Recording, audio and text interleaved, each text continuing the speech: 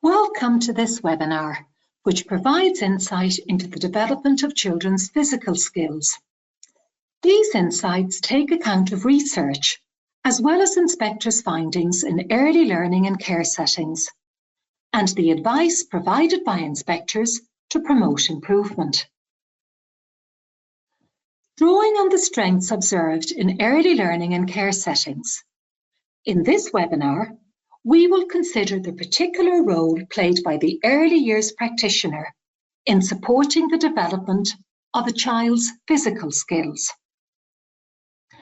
Just think about all of the physical changes that occur as a child grows. It is quite remarkable. Early childhood is a crucial time to develop a healthy, well-functioning physical body. Therefore, during their time in the early learning and care setting, it is important that children are physically active and develop and practice their physical abilities, while also experiencing the world through their senses and refining their senses. Inspectors emphasise and provide advice to settings to support their work in this regard.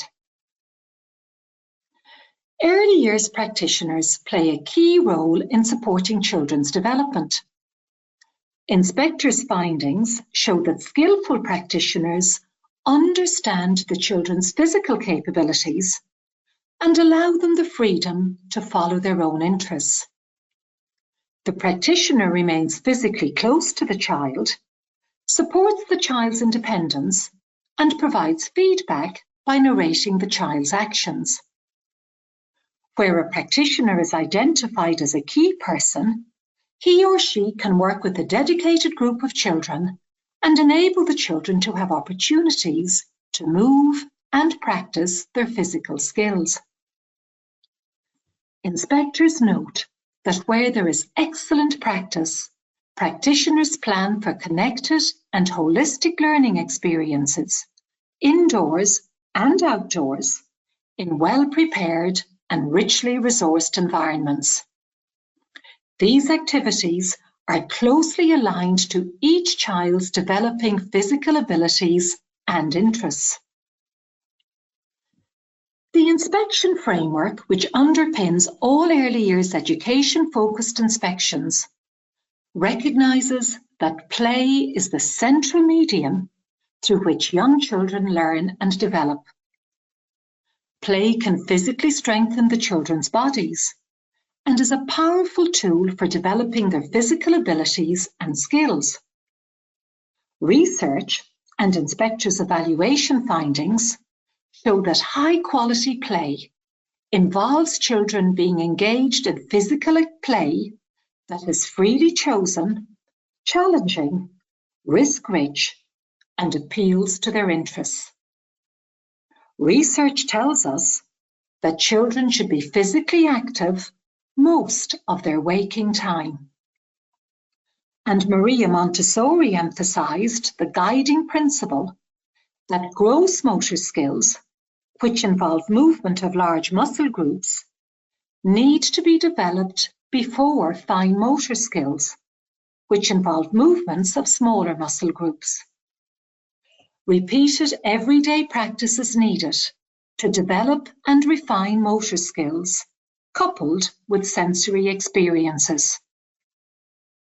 This is because brain connections are made through repeated physical activity, which develops a body memory. When regularly provided, physical play can support the development of children's strength, coordination, and control over their bodies. This type of play is shown to have benefits for other areas of learning, such as literacy and numeracy. Play that involves a range of physical skills and sense-rich experiences is very valuable for children. In exemplary settings, Inspectors note that children enjoy long periods of child-initiated or led, exploratory, active and interactive free play in natural, versatile, challenging environments. In addition, the children have plenty of loose, manipulative, open-ended and sense-rich material. Where structurally possible, a free-flow system between indoors and outdoors can be established. Have you noticed how eagerly children engage in activities when they are allowed to follow their own interests? Without realizing it, the children are developing and refining the muscle tone in the arms, hands, and fingers while they enjoy their chosen activities. Think about what is happening when a child is playing with Play-Doh. The child is kneading the dough and modelling with it. As a result, the child's fingers are strengthened. This in turn supports the child to develop fine motor skills, which are essential for a good pencil grip. Real-life, practical day-to-day activities have an important role in supporting children to develop their gross motor skill and fine motor skills.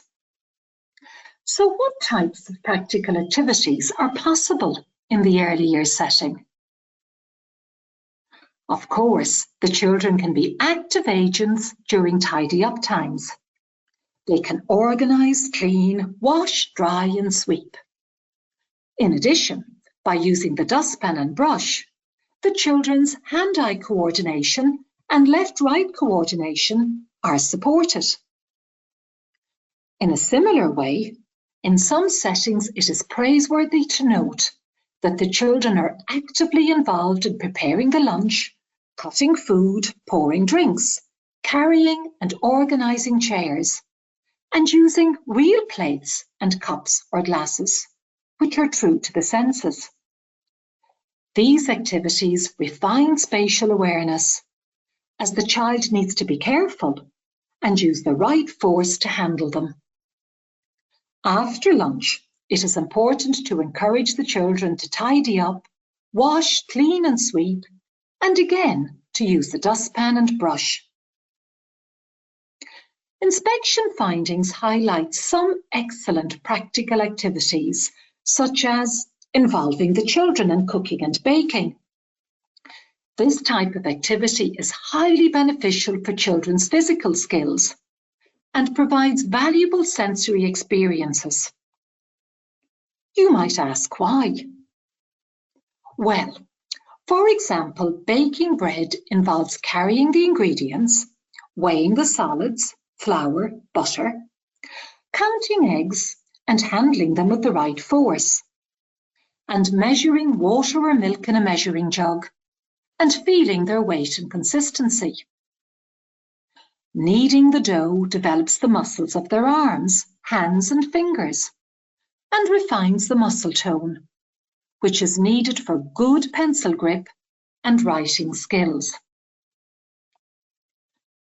Physical skills can also be developed through song and music. Inspectors often note the benefit of children frequently acting out songs and rhymes and participating in whole body movement games, finger games, role play, puppet shows and sensory games. This type of activity supports whole body development and involves several senses.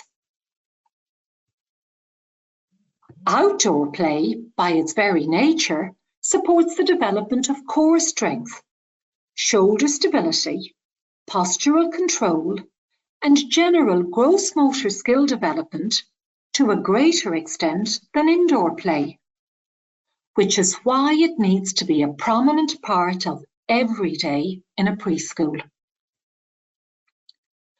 Where inspectors note highly effective practice, a range of age and developmentally appropriate, challenging opportunities are freely available and accessible.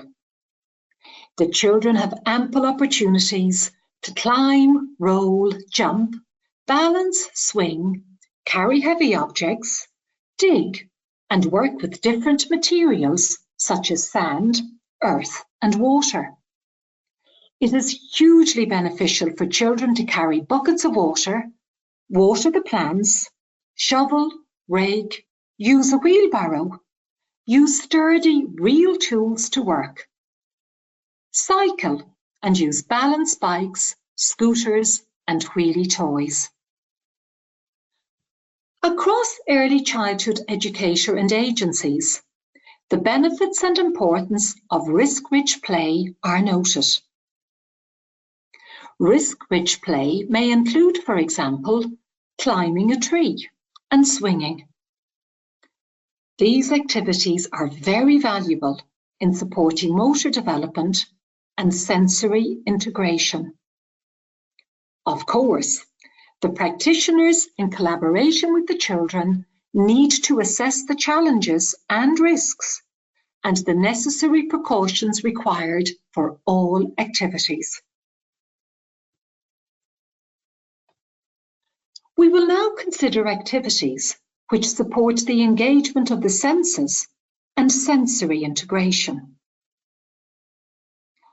Inspectors note that where there is high-quality practice, the children frequently engage in sensory-rich play experiences, such as playing with sand, mud, earth, and water, gardening, making and modelling with Play-Doh, kinetic sand, and clay. And they also have opportunities to manipulate natural, sense-rich materials, such as seashells, pine cones, stones, wood, grass and plants, and various fabrics. Where there is high-quality practice, the children play in varied landscapes with short and long grass, in bushes, on trees, and on surfaces where they use wheelie toys and balancing bikes, and enjoy playing with balls. In high-quality settings, the children learn about tactile skills through whole-body movement games and sensory games. Inspectors advise settings to use materials and resources which are true to the senses in relation to weight, temperature, and texture. These include porcelain plates and cups, proper tools which work, such as sturdy buckets, shovels, pots, pans, sieves, funnels, pipes, and crates. These materials are superior to plastic toys, plastic plates, and cups.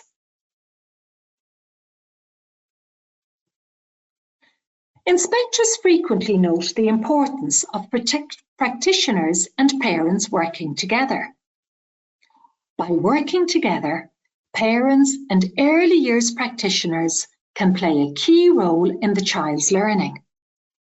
The benefits of involving parents in their children's learning are far-reaching. A collaborative approach bridges the gap between the early years setting and the home environment. A collaborative approach leads to an enhanced understanding of the child by both the practitioner and the parent about the importance of promoting a child's physical development in the home.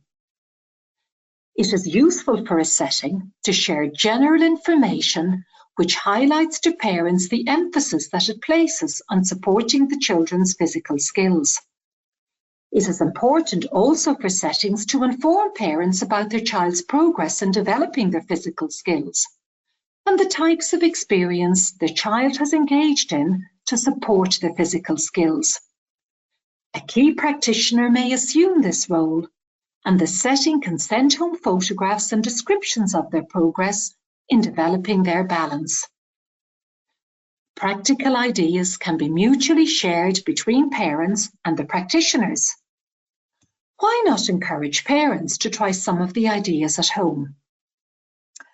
And of course, it works both ways. Practitioners could introduce experiences shared by parents about their child's interests and physical activities in their home and community. by extending the physical activities, resources and discussions undertaken in the setting. Please take a moment to consider the following examples from the published reports, which depict high-quality practice to support the development of the children's physical skills.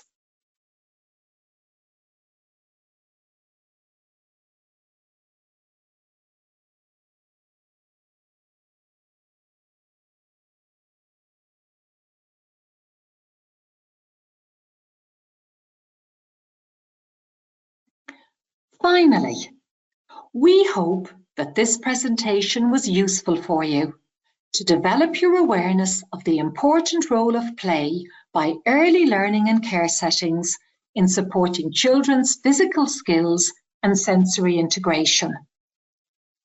Here is a list of further information and resources which may support you. This brings us to the close of this webinar, and we would like to thank you for listening. We hope it provides helpful advice.